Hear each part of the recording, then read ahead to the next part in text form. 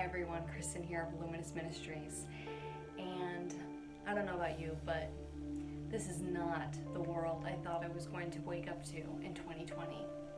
Here we are with this unexpected pandemic, and it seems like not only are we dealing with this pandemic, but a world that is truly in pandemonium. And just a couple of thoughts about that today. It's not lost on us that we just celebrated Pentecost Sunday yesterday. And that's where the Holy Spirit is raining down on the apostles in tongues of fire. And it's so ironic that our whole nation seems to be on fire. You know, if you've watched any of the news, you know that a heinous murder has occurred and that people are responding, and some in peaceful and very beautiful and productive ways, and some in ways that are not so peaceful and not so productive. And I've heard from both sides that some say the police are not being peaceful, some say that the protesters are not being peaceful. But I think that it's safe to say that violence only begets more violence.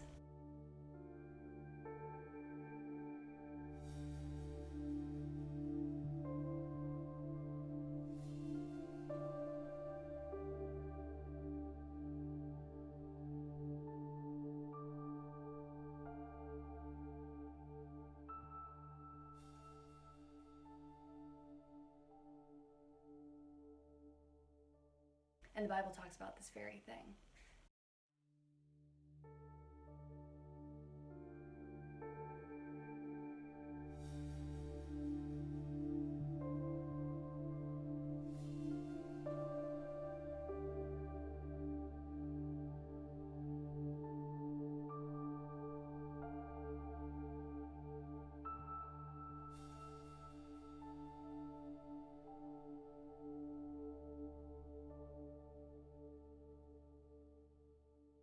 Also, entering this conversation from a slightly different angle, I love to listen to actors talk about their process and what they've learned portraying a certain character. And Jake Gyllenhaal was in a movie a couple of years ago. Jake Gyllenhaal, also my brother's kind of his doppelganger. But he was in a movie a couple of years ago where he played, I think it was a wrestler or a boxer. I never saw the movie, just saw him talking about the experience. And he said something that I thought was so profound. He talked about how anger can be a very motivating and powerful force for change. But he said there is no place in this world for rage. And I thought, wow, how true is that? He said, nothing productive comes out of rage. It is just purely destructive. And as I look to the news and I look around our nation, I feel like that's where we're at.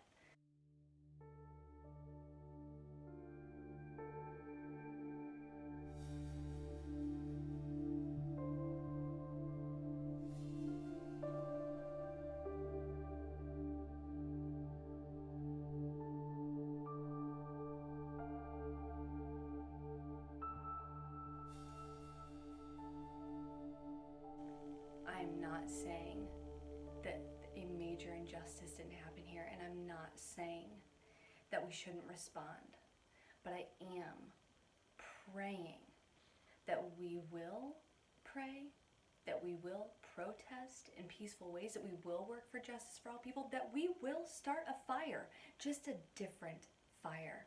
Let's fire up the gifts of the Holy Spirit. And sometimes we just list things, and sometimes people tend to tune out because they're like, yeah, whatever, gifts of the Holy Spirit. But listen to what they are again. The gifts of the Holy Spirit: reverence, right judgment. I think we could really use that right about now. Knowledge. How many people feel like we are not knowledgeable enough about the issue of race and how that plays into all of this? Knowledge. Courage. It takes a lot of courage to do the right thing. Understanding. How many people feel completely misunderstood in this situation? I think a lot of people do. Wonder and awe.